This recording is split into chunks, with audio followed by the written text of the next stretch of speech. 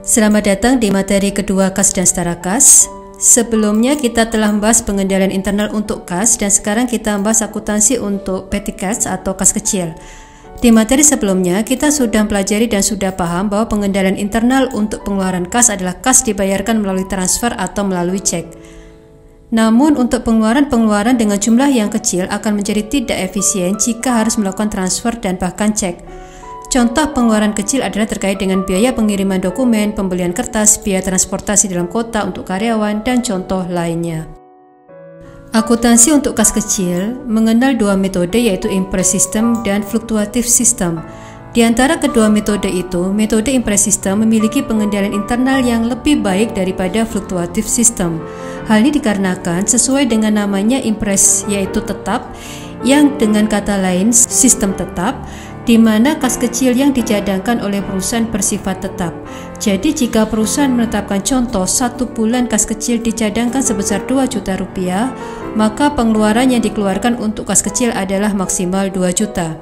Ketika yang terpakai adalah 1.500.000 rupiah, maka ketika diisi kembali berarti mengisi sebesar 500.000, sehingga kembali ke jumlah 2 juta rupiah. Kenapa ini disebut lebih baik dari segi pengendalian internal? Karena ini akan membuat karyawan perusahaan tidak mengeluarkan kas kecil lebih dari 2 juta rupiah, sehingga hal ini juga mengendalikan perilaku karyawan yang konsumtif untuk pengeluaran kecil. Sedangkan untuk fluctuative system, jumlah kas kecil berfluktuatif. Contoh, jika perusahaan menetapkan kas kecil adalah 2 juta rupiah, kemudian kas kecil tersebut dipakai. Nah, pada sistem ini jumlah pengisian kembali kas kecil tidak harus sama dengan 2 juta. Jadi bisa lebih atau bisa kurang dari 2 juta. Ini menjadi kelemahan dalam aspek pengendalian internal kas karena pengeluaran dari kas kecil menjadi tidak terkontrol. Walaupun impress system membuat perusahaan mencadangkan jumlah kas kecil yang tetap, tetapi bukan berarti jumlah kas kecil tidak dapat berubah. Perusahaan bisa merubah jumlah kas kecil yang ditetapkan untuk diisi kembali setelah hasil evaluasi penggunaan kas kecil. Jika ternyata tren selama ini jumlah kas kecil tersebut dibutuhkan realnya lebih besar dari yang dicadangkan selama ini, maka perusahaan akan menambah jumlah kas kecil. Demikian juga sebaliknya, jika ternyata realnya jumlah kas kecil lebih kecil dari yang dicadangkan, maka perusahaan bisa menetapkan jumlah kas kecil lebih sedikit. Nah, karena metode impress system lebih baik dari fluctuative system, maka kita akan pelajari lebih detail perlakuan akuntansi kas kecil dengan metode impress system. Akuntansi untuk kas kecil terdiri dari 3 aktivitas, yaitu pertama, establishing the fund atau penetapan atau pengadaan kas kecil. Kedua, berhubungan dengan pengeluaran kas kecil atau pembayaran dengan menggunakan kas kecil. Dan yang terakhir adalah pengisian kembali kas kecil. Pengendalian internal yang baik untuk kas kecil yang berhubungan dengan pengadaan kas kecil adalah perusahaan wajib menunjuk pihak atau karyawan yang bertanggung jawab untuk mengelola kas kecil dan juga menentukan berapa jumlah kas kecil. Penetapan penentuan jumlah kas kecil di sini yang kita bahas di sini. Pada umumnya, dasar perusahaan untuk menetapkan berapa jumlah kas kecil adalah berdasarkan pengalaman sebelumnya terkait pengeluaran kas kecil. Jadi perusahaan mengantisipasi ke depannya bahwa akan terdapat pengeluaran dengan kas kecil dengan jumlah yang sama atau serupa. Untuk pengadaan kas kecil, perusahaan mengisi kas kecil dengan kasnya. Untuk mempermudah pemahaman kita, maka kita langsung bahas contoh di sini. Perusahaan ceritanya menetapkan bahwa kas kecil berjumlah $3.000, sehingga jurnalnya adalah debit kas kecil dan kredit kas. Nah, kas yang dikredit ini bisa berarti kas di brankas, kas di bank. Jadi kas kecil diisi dari kas besar tersebut. Untuk mencairkan uang di bank, untuk pengisian kas kecil, perusahaan bisa menggunakan cek. Pemegang kas kecil kemudian menyimpan kas kecil di brankas untuk kas kecil atau tempat aman lainnya. Jadi jika kita melihat di jurnal ini, petty cash adalah nama akun, kas adalah nama akun. Tapi yang kita laporkan di laporan keuangan ya tidak kas kecil kemudian kas, tapi menjadi satu akun besar yaitu kas dan kas ekuivalen atau kas dan setara kas. Tidak penting kita laporkan jenis kas di laporan keuangan karena investor dan kreditor tidak butuh rincian kas itu. Yang dibutuhkan adalah kas atau kas dan setara kas. Jadi sampai di sini kita paham posisi kas kecil dan kas di laporan keuangan. Kita kembali ke jurnal ini.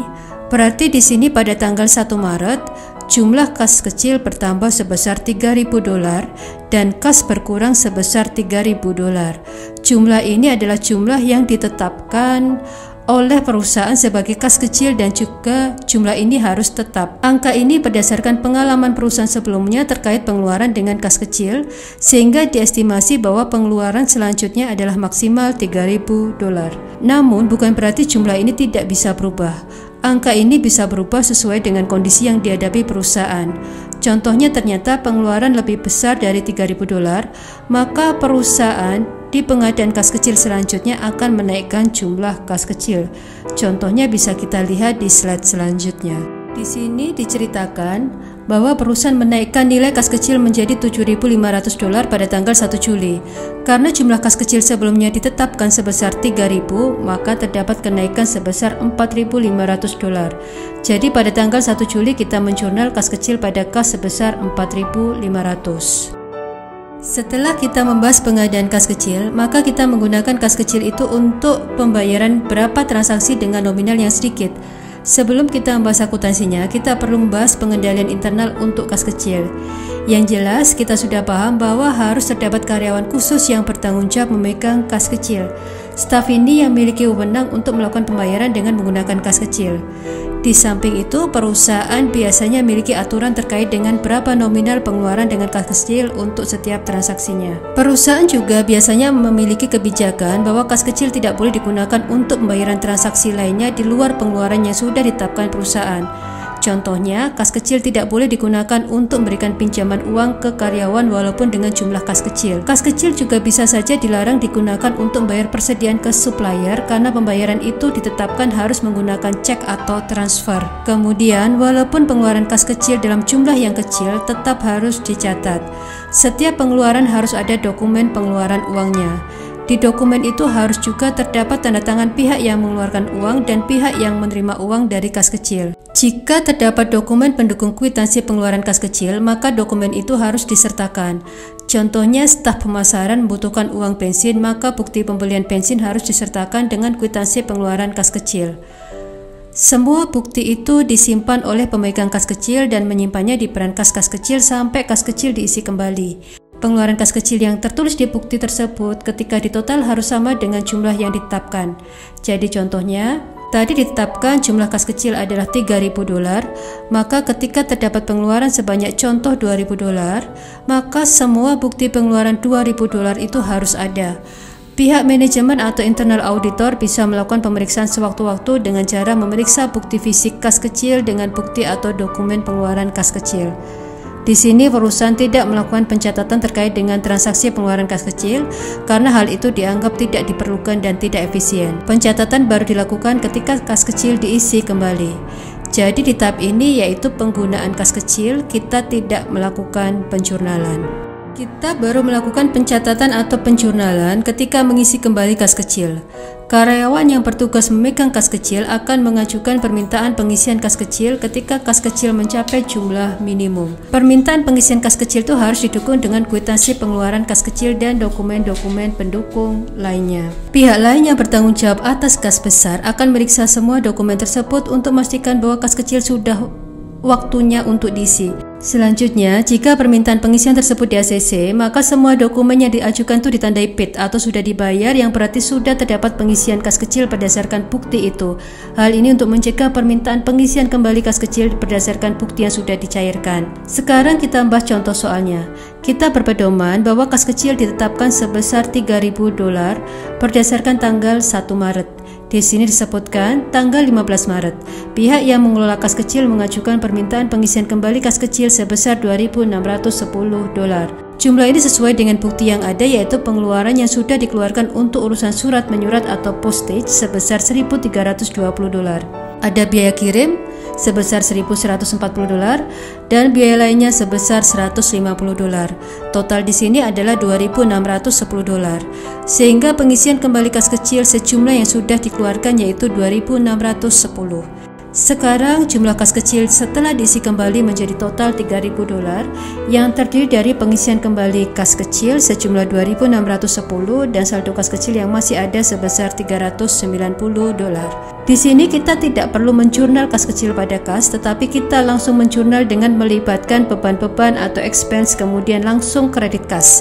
Kita juga tidak mengkredit kas kecil. Dengan kata lain, terdapat pengurangan nilai kas sebesar 2.610 untuk beban dengan jumlah itu. Kita juga tidak mengkredit kas kecil karena pengisian kembali berasal dari kas besar. Di samping itu, kas kecil harus tetap di angka $3.000 setelah diisi kembali. Bagaimana jika ternyata realnya terdapat kekurangan saldo fisik kas? Maka perusahaan akan melibatkan akun kas over and short atau kelebihan atau kekurangan kas. Contohnya tadi kan pengeluaran total 2.610 dan ternyata saldo kas kecil bukan $390 tapi hanya $360. Jadi terdapat kekurangan sebesar $30. Maka pengisian kembali kas kecil harus tetap membuat kas kecil menjadi $3.000. Maka penjurnalan akan mengakui kas over and short sebesar $30 sehingga pengisian kas kecil tidak lagi 2.610 tapi sebesar 2.640. Sebaliknya, jika ternyata saldo kas kecil adalah $420 bukan $390, maka terdapat kelebihan sebesar $30. Oleh sebab itu, kita mengkredit kas over and short sebesar $30 sehingga pengisian kembali kas kecil menjadi $2.580. Kas over and short ini dilaporkan di laporan laba rugi di pos akun beban lain-lain jika catatan kita mendebit kas over and short. Namun jika kita mengkredit kas over and short, maka ini akan dilaporkan sebagai pendapatan lain-lain. Sama halnya dengan akun-akun laba rugi lainnya, akun ini akan ditutup ke income summary atau ikhtisar laba rugi setiap akhir periode. Jika evaluasi pengisian kembali kas kecil menunjukkan bahwa selama ini kas kecil terlalu tinggi nilainya, contohnya sebesar $50, maka jumlah kas kecil itu akan dikurangi dan jumlah itu akan menambah kas besar, sehingga jurnalnya adalah kas pada kas kecil sebesar $50. Kita sudah mempelajari akuntansi untuk kas kecil, di mana terdapat 3 aktivitas utama, yaitu pengadaan kas kecil yang dicontohkan tadi bahwa kas kecil ditetapkan jumlahnya $3.000, sehingga kita menjurnal peti kas pada kas sebesar $3.000. Kemudian aktivitas berikutnya adalah penggunaan kas kecil. Di sini tidak terdapat penjurnalan, namun semua bukti pengeluaran kas kecil dikumpulkan untuk direimburse ketika pengisian kembali kas kecil. Pengisian kembali kas kecil dengan mendebit semua beban yang menunjukkan beban pengeluaran kas kecil lalu dengan pengkredit kas. Kita sudah membahas akuntansi kas kecil sekaligus pengendalian internalnya. Materi kita selanjutnya masih terkait dengan kas dan setara kas dan juga masih terkait dengan bentuk pengendalian internal kas, yaitu rekonsiliasi bank.